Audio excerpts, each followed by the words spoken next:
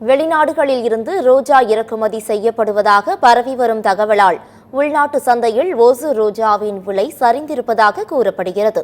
கிருஷ்ணகிரி மாவட்டம் ஓசூரில் உற்பத்தி செய்யப்படும் ஓசூர் ரோஜாக்களுக்கு சர்வதேச அரங்கில் பெரும் வரவேற்பு உள்ள நிலையில் சிங்கப்பூர், மலேசியா மற்றும் ஐக்கிய அரபு நாடுகளுக்கு ஏற்றுமதி செய்யப்பட்டு வந்தன.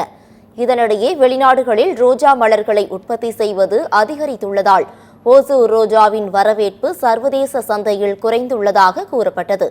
மேலும் விமான கட்டணம் அதிகரிப்பால் ஓசூர் ரோஜாவை வெளிநாடுகளுக்கு ஏற்றுமதி செய்வதை விவசாயிகளும் தவிர்த்தனர். இந்நிலையில் உள்நாட்டு சந்தையை நம்பி 2 கோடி ரோஜா மலர்களை உற்பத்தி செய்துள்ள விவசாயிகள் வருகின்ற காதல தினத்தை எதிர்பார்த்து காத்திருந்தனர்.